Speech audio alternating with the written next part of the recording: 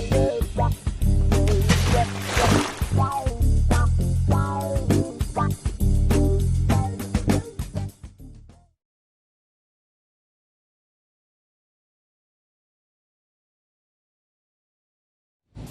there, my name is Nhyira Premium and welcome to the Executive Revision Masterclass for the ICAG November 2019 examination. Now, this Executive Revision Masterclass, among other things, is divided into 4 sessions.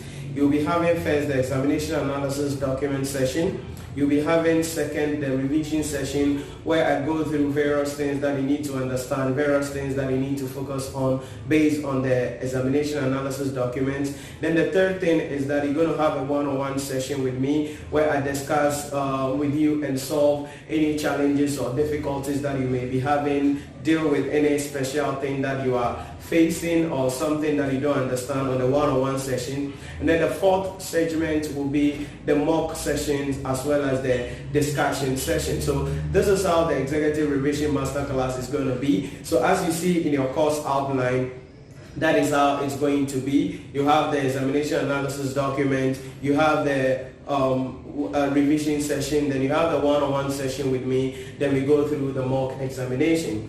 My objective in this Executive Revision Masterclass is to be able to provide you with key areas, to provide you with key issues that you have to focus on, but most importantly also is to help you to navigate through the syllabus and also help you to position yourself strategically so that you can increase the chances of passing the examination. Now, let me also state here that the examination analysis document that you're going to be receiving has nothing to do with the Institute of Chartered Accountants Ghana. This is a document that is put together internally here at the Premium Education Hub by our experts in the professional education and the understanding that we have of the examination and what we expect to read the mind of the examiner, and also look at the various things that is the top things that the examiner is always going to be asking questions on. So this examination analysis document has nothing to do with the Institute of Chartered Accountants Ghana. This is strictly based on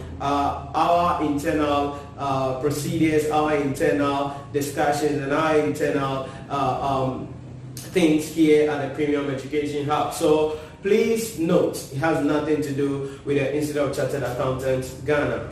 Now, let me go through quickly in this introductory video to label out and schedule out what you need to do and what you have to expect in the Executive Revision Masterclass. Now, as I said, the Executive Revision Masterclass is divided into 4 sessions.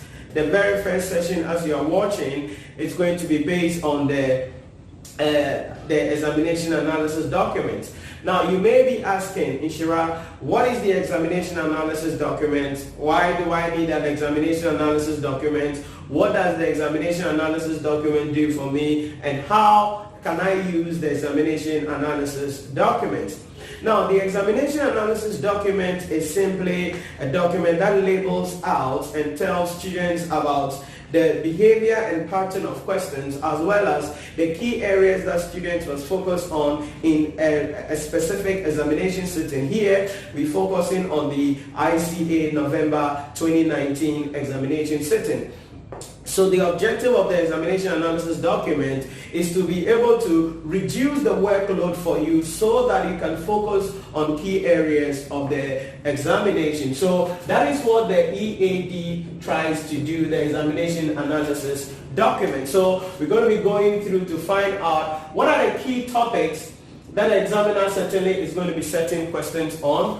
What has been the behavior or the attitude of the examiner on the average about the subject. Now, when I talk about behavior or attitude, we're looking at the plea of the examiner, the recommendations of the examiner, what the examiner has observed as the challenges of students in various subjects, in various topics, in various things, because we take time to read through all of these things here at the Premium Education Hub and look through them and look at every statement the chief examiner makes concerning every question and look at the student's attitude so that when we are presenting to you or when I'm presenting to you, you know what to do and what not to do. So we look at key topics, we look at the attitude of the examiner, Then we're also going to be looking at what you must do.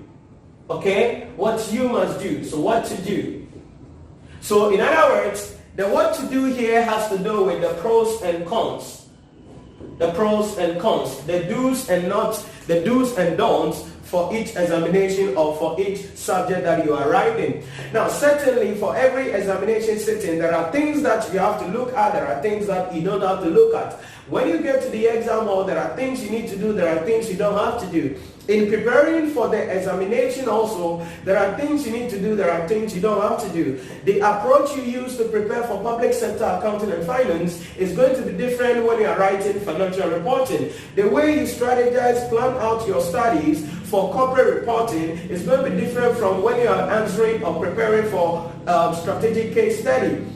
If you are preparing for taxation, advanced taxation or principles of taxation in level 2, the approach you use to prepare for that paper is going to be different if you are preparing for a paper such as management accounting. So the pros and cons here, what to do, I'm going to be discussing with you the various things that you need to do based on the subject that you are writing, based on the specific things that you need to do. So 3 things so far. We're going to be looking at the key topics. We're going to be looking at the attitude of the examiner. What has been the behavior of the examiner? What are the recommendations of the examiner? What has been the statement that the examiner has been making concerning various subjects? And then the pros and cons, what to do and what not to do. So key topics, the attitude of the examiner, the pros and cons, then what we expect the examiner to do.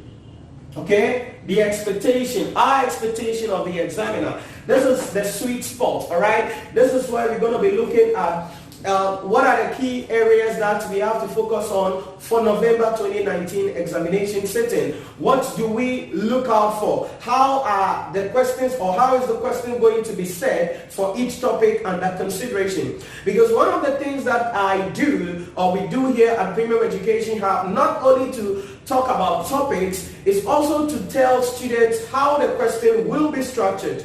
Because when you look at the way the examiner behaves and the way the syllabus is structured, highly, to some extent, if you spend time, you will be able to determine even the structure and then the approach of the exam, the question. So that is what we're going to be doing, looking at what I term as well, expectation. So these are the 4 key things I'll be looking at in the introduction, which is the executive or the examination analysis document. Key topics, the attitude of the examiner, pros and cons, what to do, what not to do, and then our expectation of the examination. Now, because this is the general overview and this is a general video which is going to apply to each of the subjects that you are taking, you're going to be watching the same video here. Let me talk generally about some of the issues in relation to the general pros and cons, the general things about what you need to do and what you don't have to do. So let me start off with that.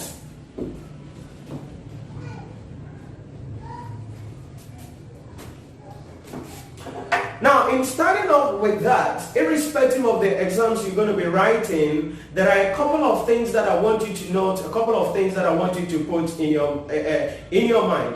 One of the things I want you to know has to do with the issue in relation to your mindset. I always want to deal with this all the time. The first thing, your mindset.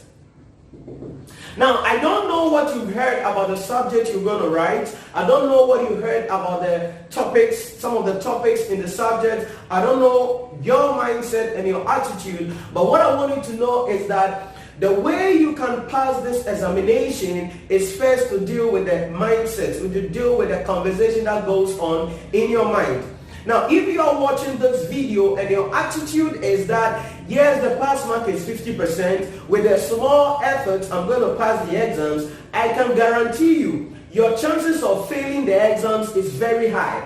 In other words, you have only about 0.1% of passing the exams if that is the attitude you put in your mind. So off the bat in this Executive Revision Masterclass, mindset is very critical, and I want you to have in your mind that I want to be the best student. I want you to have it in your mind that I want to be the best student. I want to score the highest mark. Now you may be saying, Nhyira, I am not interested in any award. I'm not interested in any certificate of recommendation. I'm not or recognition. I'm not interested in anything. I just want to pass my exam and go. Yes, because you want to just pass the exam and go, that is why you have to work on your mindset. That is why you have to tell yourself, I want to be the best. You see, there is always a distinction between somebody who scores 80%, 90% and is recognized by the institute, comes into publication, and somebody who just passed the exams. There is a distinction. It tells you the attitude, it tells you the behavior, it tells you the mannerism, it tells you the mindsets that the people have in relation to preparation of the examination. So the first thing I want you to note is that tell yourself you want to be the best. That's it.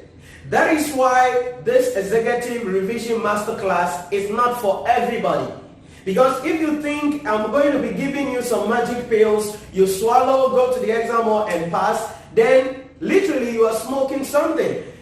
What I want to do in this executive revision masterclass is to provide you with the environment, provide you with the resources, provide you with the expertise, to hold your hands, to guide you on the path. But if you're not willing, you don't have the drive, you are not ready to put in the effort, you're not ready to be the best version of yourself, you're not ready to dare, then you cannot achieve anything.